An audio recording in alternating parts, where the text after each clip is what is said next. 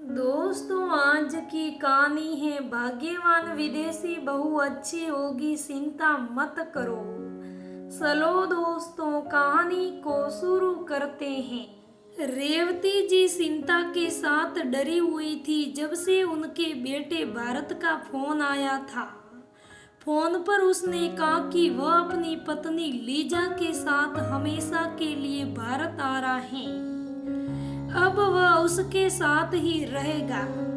अपने बेटे की बात सुनकर रेवती जी खुश होने की बजाय चिंता में पड़ गई कि वह अपनी विदेशी बहू के साथ कैसे रहेगी, जिसकी परवरिश विदेश में हुई है, जो प्रस्ताव संस्कृति में रंगी होगी।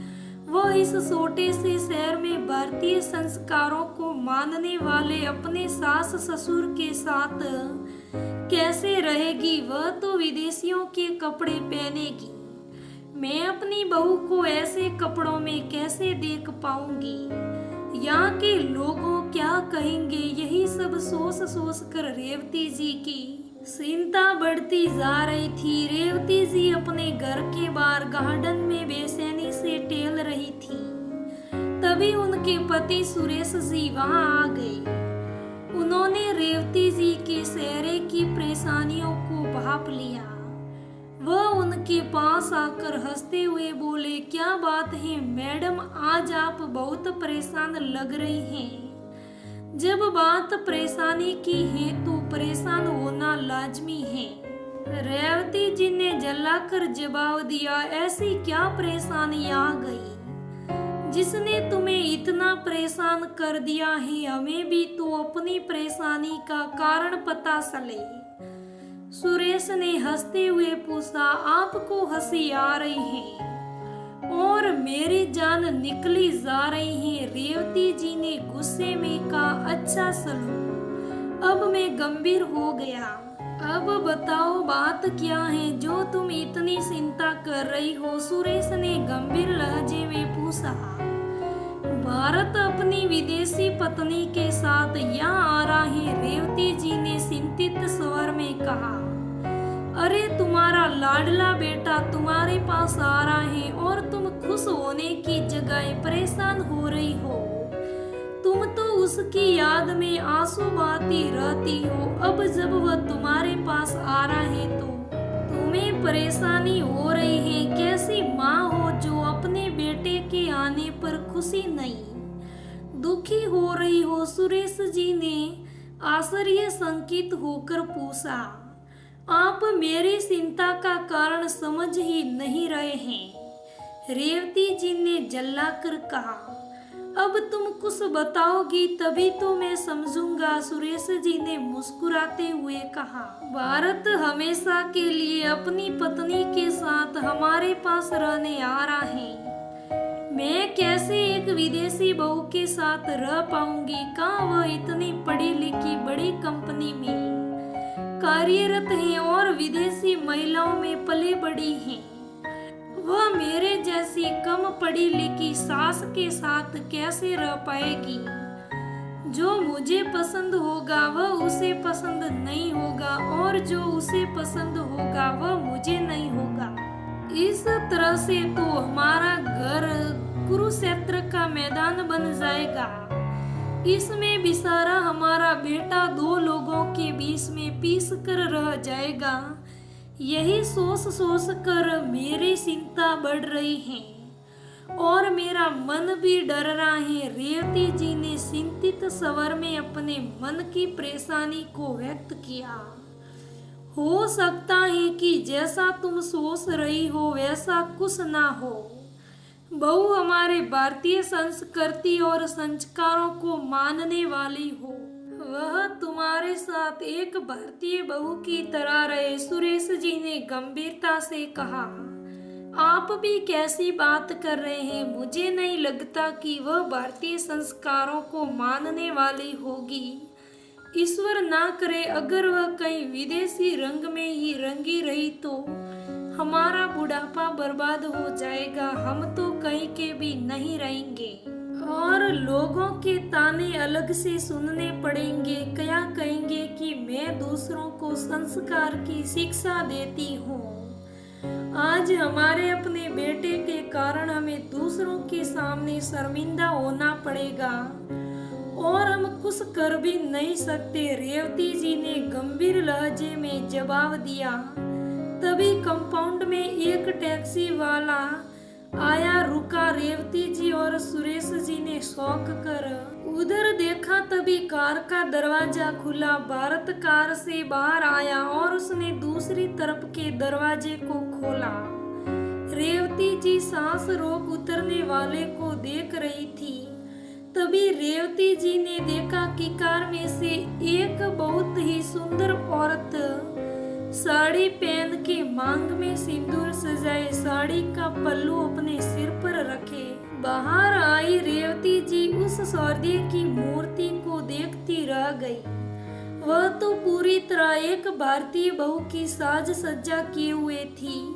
तभी भारत ने उसे इशारों से कुछ बताया। तब वह धीरे धीरे चलते हुए रेवती जी के पास आई और उनके कदमों में बैठ गई और बहुत ही श्रद्धा से अपने दोनों हाथों से उनके पैरों को छूकर आशीर्वाद लिया। रेवती जी ये सब देखकर सद्बुद्ध मुद्रा में खड़ी रह गई।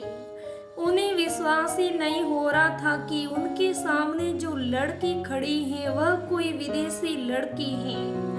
वह तो पूरी की पूरी भारतीय संस्कारों से युक्त एक भारतीय बहू लग रही है। रेवती जी कहाँ खो गई? बहू को आशीर्वाद नहीं दोगी क्या? सुरेश जी की आवाज सुनकर रेवती जी शौक कर संभल गई और उन्होंने झुकाकर बहुत प्यार से अपनी बहू को उठाकर अपने गले से लगा लिया। उनकी आंखों से आंसू बह रहे थे, लेकिन ये खुशी के आंसू थे। अब यही खड़े रहने का इरादा है कि बहू को गृह प्रवेश भी कराओगे? सुरेश जी ने हंसते हुए कहा। रेवती जी ने जल्दी से अपने आंसू पोंछे और कहा, बहू तुम यहीं खड़ी रहो, मैं आरती का थाल लेकर आती हूँ। इतना कहकर वह अंदर चली गई।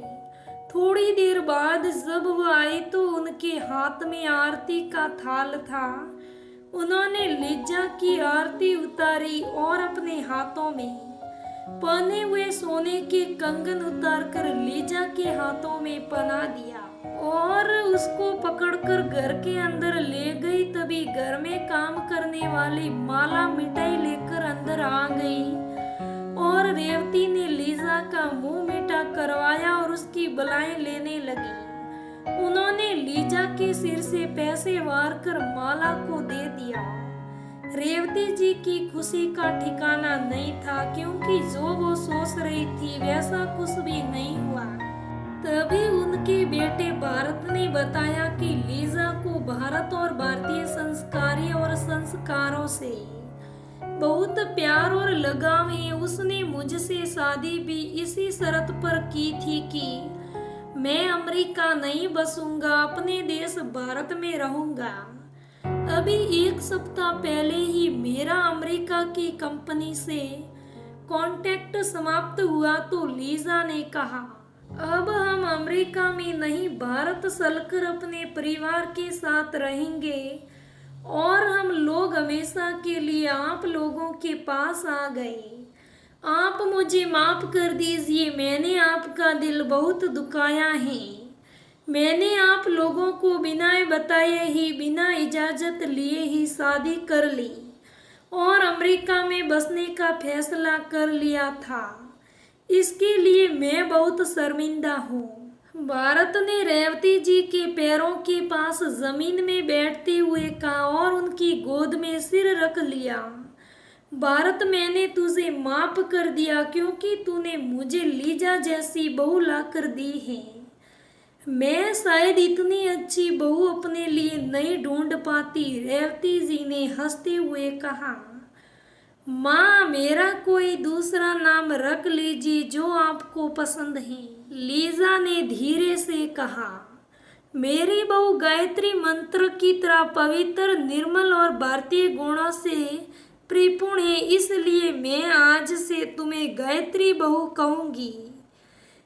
रेवती जी मुस्कुराते हुए लीजा के सिर पर हाथ फेरते हुए कहा।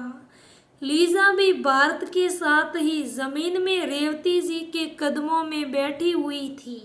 अपने दोनों बच्चों के प्यार, अपनेपन और संस्कारों को देखकर रेवती जी की चिंता खत्म हो गई। उनके दिल का डर भी गायब हो गया था। उनके चेहरे पर स्वाभिमान की चमक साफ दिखाई दे रही थी। आज उन्हें अपने दिए हुए संस्कारों पर गर्व का अनुभव हो रहा था। वैसे भी भारतीय संस्कार पूरे विश्व में अपनी एक अलग ही गरिमा बनाए हुए हैं। यह भारतीय संस्कार की शक्ति ही थी जिसने लीजा जैसी विदेशी लड़की को भारतीय संस्कारों से आते प्रोत कर दिया और वह अपने देश को छोड़कर भारत में अपने पति भारत के साथ रहने आ गई। तो दोस्तों, ये आज की कहानी कैसी लगी मुझे कमेंट करके ज़रूर बताइएगा। अगर कहानी अच्छी लगे तो लाइक करना, शेयर करना, मेरे चैनल को सब्सक्राइब करना।